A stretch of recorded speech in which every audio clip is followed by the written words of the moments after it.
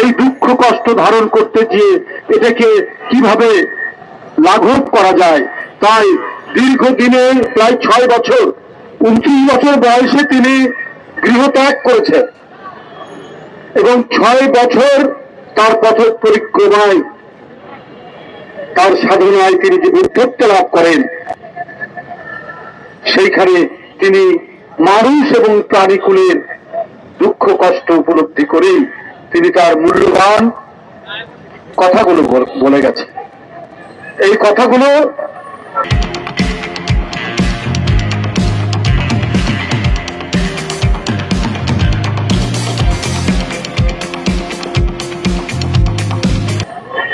আড়াই হাজার বছর আগে বলেছেন, কিন্তু ওটা ওই 2500 বছরে সীমাবদ্ধ থাকেনি।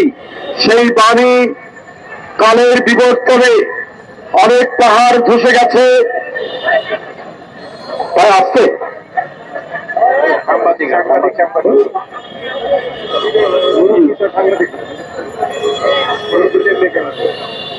এই বাণী অনেক পাহাড় ধসে গেছে,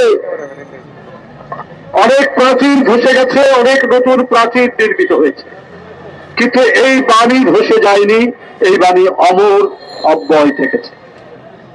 উনি বলেছেন আত্মবিদ হও, অর্থাৎ নিজের অন্তরের আলোতে চলো, নিজের অন্তরকে আলোকিত করো, মানুষের দুঃখ কষ্ট উপলব্ধি করো। এটা তো মহামানবের বাণী। তিনি বলেছেন আত্মজয় করো। আত্মজয় কি? নিজের লোভ লালসা কাম ক্রোধ সবকে ধ্বংস করে আগে নিজেকে জয় করো। কত বড় কথা। আজকে যদি আমরা মহামানবদের বাণী অনুসরণ করতাম, পৃথিবীতে হিংসা বিদ্বেষ হানাহানি সংঘাত সহিংসতা রক্তপাত, কেউ কোথাও মিসাইল ছুটতো না, কেউ কোথাও বোমা মারতো না, কেউ কোথাও এয়ার স্ট্রাইক করতো না, একটি শান্তিময় পৃথিবীতে আমরা বাস করতে পারতাম। সেই শান্তিময় পৃথিবীতে আমরা বাস করতে পারিনি। আমরা সম্প্রদায়ের নামে রাজনীতি করি, আমরা সম্প্রদায়ের নামে একে অপরের সাথে কাদা ছোড়াছুড়ি করি, কিন্তু তাদের বাণীর চর্চা যদি আমরা করতাম, পৃথিবীতে গোলাপ ফুলে ভরে যেত, পৃথিবীতে বেলি ফুলে ভরে যেত, পৃথিবীতে ফুলের সুগন্ধতে ভরে যেত। তাই বন্ধুরা আমার, আজকে এই দিন শুধু বৌদ্ধ সম্প্রদায়ের পবিত্র দিন নয়, এই দিন বিশ্ব মানবের অত্যন্ত পবিত্র দিন। আমরা যদি মহামানবদের বাণী অনুসরণ করতাম, আত্মস্থ করতাম, তাহলে ব্যক্তি বিশেষ বেআইনি ভাবে ক্ষমতায় থাকতে চান, বেআইনি ভাবে তার মসনদ ধরে রাখতে চান, আর এটার বিরুদ্ধে কথা বললে পরে তিনি রাষ্ট্রের বাহিনীকে বেরিয়ে দেন এবং ক্ষমতা এতই প্রিয়।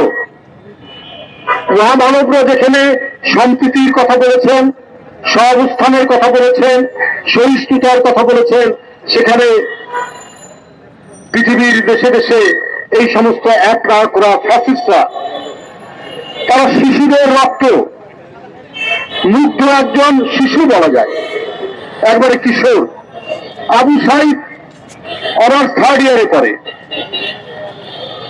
আহনাফ ইন্টারমিডিয়েটে পড়ে, চট্টগ্রামে কি নাম যেন ওয়াসিম আকরাম ইউনিভার্সিটি 1st ইয়ারের ছাত্র, কিশোর শিশু। সারা বাংলাদেশের 1,500-এর মতো এই বাচ্চা শিশু কিশোরদের রক্ত ঝরিয়েও ক্ষমতায় থাকতে চান শেখ হাসিনা। তাহলে উনি উনার চামচারা বলে বেড়াতো উনি নাকি তাহাজ্জুদের নামাজ পড়তেন। তো নিজেও বলেছে তাহাজ্জুদের নামাজ পড়ে। আর আপনি যদি তাহাজ্জুদের নামাজ পড়তেন করেন, আপনি রসুলের একটা বাণী যদি আপনি আত্মস্থ করতেন, আপনি গৌতম বুদ্ধের একটা বাণী যদি আপনি মনে মুখস্থ রাখতেন, যীশু খ্রিস্টের একটা বাণী যদি মুখস্থ রাখতেন, তাহলে আপনার কোনোদিন একটা শিশুকে হত্যা করার মতো মনোভাব আপনার হতো না, অভিপ্রায় আপনার হতো না। আপনি কিছুই জানতেন না, লোক দেখানো নামাজ, লোক দেখানো তাহাজ্জুদের কথা বলতেন। এটাকে ইসলামের পরিভাষায় বলা হয় মুনাফিকি। এই মুনাফিকি করে রাজনীতি করতে চান, করেছে। আপনারা জানেন, অথচ এই দেশেই আরেকজন নেত্রী উনি বলেছেন যে এরশাদ জোর করে ক্ষমতা নিয়েছে, আমি নির্বাচন করব না তার অধীনে। উনি করেননি। এই যে পার্থক্য, এটা জনগণ সবসময় দেখেছে এবং তার প্রতি তাদের অঢেল শ্রদ্ধা তারা দেখিয়েছে। কত কথা বলেছে। উনি চিকিৎসার জন্য লন্ডনে গেছেন 2017 সালে, ওবায়দুল কাদের বলেছে উনি ফিরবেন না। আওয়ামী লীগের নেতারা বলেছে দেশনেত্রী বেগম খালেদা জিয়া ফিরবেন না, উনি 3 মাস পর থেকে ফিরে এসছেন। উনি দেশের মাটি আর মানুষ ছাড়া উনি বাইরে লুকিয়ে থেকে কোনদিন রাজনীতি করেননি। এই কারণে আজকে তিনি জনপ্রিয়। কিন্তু আজকে এই যে ফ্যাসিবাদের যে উত্থান এবং তাদের যে পলায়ন, এই পলায়ন এর মধ্যে যে অন্তর্বর্তী সরকার পলায়নের পর যে হলো, মানুষ তো তাদের কাছে অনেক প্রত্যাশা করেছে। তারা সংস্কারের কথা বলেছে, সে সংস্কারও মেনে নিয়েছে যে একটা নির্দিষ্ট সময়ের মধ্যে আপনার করে নির্বাচন দিন। বিএনপির পক্ষ থেকে বলা হয়েছে, আরো অনেকে বলেছে, এমনকি বিভিন্ন সাংস্কৃতিক সংগঠনও কিন্তু এই কথাগুলো বলেছে। আজকেও আমি পেপারে দেখলাম কবিতা পরিষদ নাকি তারাও দ্রুত নির্বাচনের কথা বলেছে। তো সরকার এই ব্যাপারে নিরুত্তর, নিশ্চুপ। কেন? উদ্দেশ্যটা কি? এখন তো মানুষ ধীরে ধীরে নানা ধরনের সন্দেহ করেছে। আর সবচেয়ে বড় সন্দেহ করলে হচ্ছে যে সাবেক রাষ্ট্রপতি যিনি খুনের আসামে, তিনি দেশ ছেড়ে চলে গেলেন। আপনার গোয়েন্দা সংস্থা ডিজিএফআই, গোয়েন্দা সংস্থা নিরাপত্তা কি জাতীয় গোয়েন্দা সংস্থা এনএসআই, এরা ক্লিয়ারেন্স না দিলে কি করে উনি যেতে পারেন? এমন রাষ্ট্রপতি যে বাংলাদেশের পরিবেশ নষ্ট করার জন্য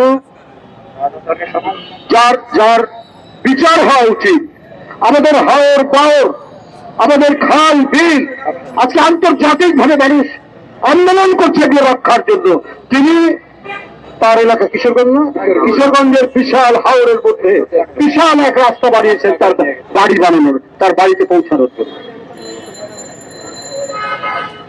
এই হচ্ছে সাবেক রাষ্ট্রপতি। কারণ উনি ফ্যাসিবাদের প্রতিনিধি, উনি রাষ্ট্রপতি, কিন্তু উনি তো শেখ হাসিনার কথাই চলতেন। অতএব শেখ হাসিনার যে মাইন্ডসেট, যে মানসিকতা, ওনারও তাই মানসিকতা, দুইজনের মধ্যে তো পার্থক্য হবে না। তাহলে সেই ব্যক্তি চলে গেলেন, তার তো লাল পাসপোর্ট আছে, এটা কি সরকার জানতো না? তার লাল পাসপোর্ট বাতিল করা হয়নি, এটা তো সরকার জানে। এটা কি এনএসআই ডিজিএফআই জানে না? তাহলে কি করে যেতে পারলো?